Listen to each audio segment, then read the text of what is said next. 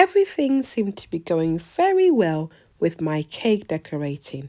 I was applying chocolate ganache to my crumb-coated cake and I'm feeling very pleased. And A then few moments later. this happened.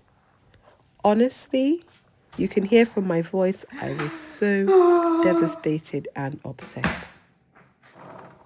There are a number of reasons why this sort of cake disaster can happen, and I will talk to you throughout this video about them so that if you do have this sort of scenario, you know how to fix it, but more importantly, what things to avoid doing in the future so that it doesn't happen in the first place.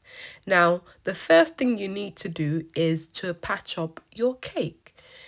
Remember, your buttercream and your ganache is like a glue-like substance, so you use that to basically patch up the cake. You can see I'm gently applying a generous layer of ganache onto my cake to basically smoothing down the imperfection and create a new base from which I'm going to work on.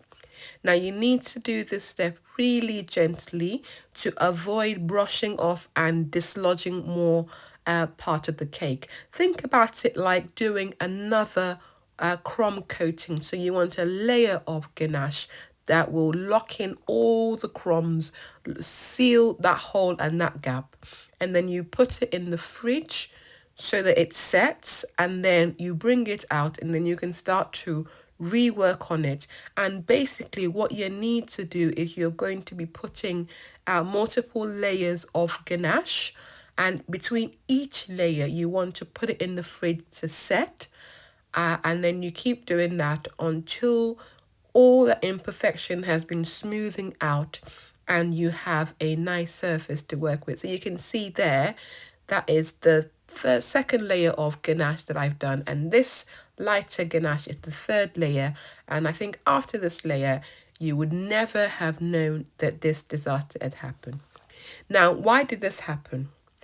There are multiple reasons why this happened. First of all, I'm used to working with frozen cakes. I like to put my cakes in the freezer to freeze, and then I bring them out while they're still frozen or not yet fully defrosted. So those sort of cakes will not crumble, and that's one advantage of decorating with with frozen cake. But in this instance, this cake was not frozen, so it was nice and soft. So I put too much pressure when smoothing, and that's why it brushed it off. Also, I could have prevented this by using a thicker crumb coat. Again, that would have locked the cake in. The other thing I could have done is let it set for a little bit longer in the fridge or in the freezer. So that way you have a nice firm crumb coat which will hold when you are smoothing your buttercream or your ganache on it. So these are the things I did wrong, and these are things to look out for when you are decorating your cake. So again, you can see I'm now smoothing out with another layer of ganache, and by the end of this, all that imperfection was nicely smoothed out.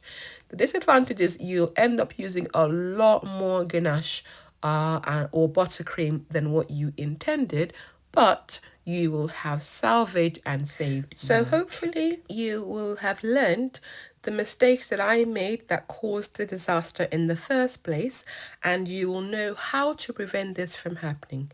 But if you do have a disaster like this, now you know how to fix it. That is what we do on Dr. Mummy Cakes, helping you make amazing cakes. So if you haven't subscribed, please subscribe and put on the notification bell. I will see you next time. Happy baking.